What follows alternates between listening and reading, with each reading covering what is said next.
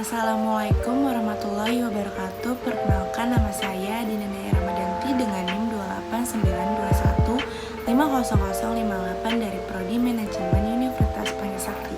Dalam video ini saya akan menjelaskan tentang perilaku antar kelompok dan manajemen konflik untuk memenuhi ujian tengah semester perilaku organisasi. Pembahasan yang ada di video ini, yang pertama ada dampak konflik terhadap manajemen, yang kedua ada sumber terjadinya konflik antar kelompok, yang ketiga ada konsekuensi konflik fungsional antar kelompok, yang keempat ada mengelola konflik antar kelompok melalui penanggulannya. Yang pertama, dampak konflik terhadap manajemen. Konflik terbagi menjadi dua. Yang pertama ada konflik fungsional, adalah pertentangan antara kelompok yang mempertinggi atau menguntungkan prestasi organisasi. Yang kedua ada konflik yang tidak fungsional, setiap pertentangan atau interaksi antara kelompok yang mengganggu organisasi atau merintangi upaya pencapaian tujuan organisasi. Konflik dapat menimbulkan dampak positif atau negatif atas prestasi organisasi, bergantung pada sifat konflik dan bagaimana cara mengatasinya. Dalam setiap organisasi, terdapat suatu tingkatan konflik yang optimal yang dapat dianggap benar-benar fungsional. Konflik tersebut mampu mendorong prestasi yang positif. Jika tingkatan konflik terlalu rendah, prestasi terkena dampaknya. Inovasi dan perubahan menjadi sulit, dan organisasi mengalami kesukaran untuk mengadaptasi perubahan dalam lingkungannya. Jika tingkat konflik yang rendah ini terus berlanjut, kelangsungan hidup organisasi dapat terancam. Sebaliknya, jika tingkat konflik terlalu tinggi, kekacauan yang diakibatkan dapat juga mengancam kelangsungan hidup organisasi. Salah satu contohnya adalah liputan pers yang populer tentang pertikaian dalam serikat buruh dan dampaknya terhadap prestasi. Jika pertentangan antar golongan yang bersaing dengan serikat tersebut meluas, maka serikat buruh dapat menjadi kurang efektif dalam upaya mengejar misinya memajukan kepentingan anggotanya. Selanjutnya ada sumber terjadinya konflik antar kelompok. Terdapat 4 faktor yang menimbulkan konflik kelompok, yaitu yang pertama ada saling tergantung dalam pekerjaan. Ada 3 jenis ketergantungan yang berbeda di antara kelompok. Yang pertama, ketergantungan yang dikelompokkan atau pole interdependence. Ketergantungan ini tidak memerlukan interaksi antar kelompok, karena sebenarnya setiap kelompok bekerja secara terpisah. Akan tetapi, prestasi yang dikelompokkan menentukan bagaimana keberhasilan organisasi tersebut. Yang kedua, ada saling ketergantungan yang berurutan atau sequential interdependence. Ketergantungan ini mengharuskan satu kelompok menyelesaikan tugasnya sebelum kelompok lain dapat menyelesaikan tugasnya. Tugas ini dilaksanakan secara berurutan. Yang ketiga, ada saling ketergantungan timbal balik atau reciprocal interdependence. Ketergantungan ini mengharuskan keluaran atau suatu kelompok dapat dipakai sebagai masukan kelompok lainnya dalam organisasi dan sebaliknya, yang karenanya menciptakan basis konflik potensial.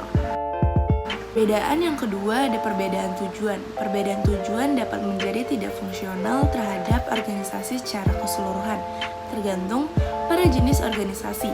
Konflik antar kelompok dapat juga menjadi tidak fungsional bagi kelompok ketiga. Yang ketiga ada perbedaan persepsi. Perbedaan tujuan dapat disertai dengan persepsi yang berbeda tentang kenyataan dan ketidaksepakatan terhadap penyebab kenyataan tersebut dapat menimbulkan konflik.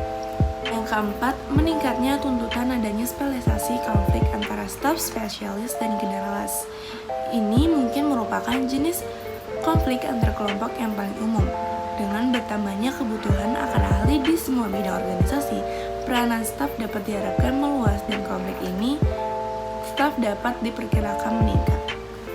Yang ketiga ada konsekuensi konflik disfungsional antar kelompok. Terdapat sejumlah perubahan akibat konflik disfungsional antar kelompok, yaitu yang pertama ada perubahan di dalam kelompok. Banyak perubahan yang mungkin terjadi di dalam kelompok yang melibatkan konflik antar kelompok. Salah satunya ada meningkatnya kepaduan kelompok, munculnya kepentingan yang autokratis, pusat perhatian atas kegiatan, penekanan pada kesetiaan. Yang kedua, ada perubahan di antara kelompok.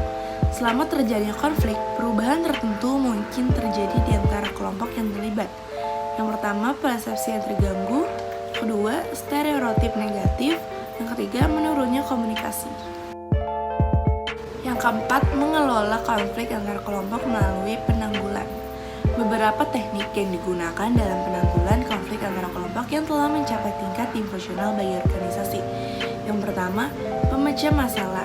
Metode pemecah masalah dengan kontroversi berusaha mengurangi ketegangan melalui pertemuan langsung atau tatap muka dari kelompok yang berkonflik. Maksud dari pertemuan tersebut ialah mengidentifikasi konflik dan menanggulanginya. Yang kedua, tujuan tinggi atau superordinate goal. Teknik ini melibatkan upaya penyusunan seperangkat tujuan dan sasaran yang sama. Tujuan dan sasaran ini tidak dapat dicapai tanpa kerjasama dari kelompok yang terlibat. Yang ketiga, perluasan sumber daya. Terbatasnya sumber daya dapat menjadi sebab konflik antar kelompok. Karena itu, perlu adanya perluasan sumber daya untuk menghindari terjadinya konflik.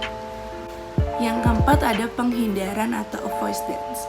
Meskipun penghindaran tidak menimbulkan manfaat jangka panjang, teknik ini tentunya dapat diterapkan sebagai pemecah jangka pendek. Pelunakan atau smoothing. Teknik ini menekankan kepentingan bersama dari kelompok yang sedang konflik dan mengabaikan perbedaan mereka. Selanjutnya ada kompromi.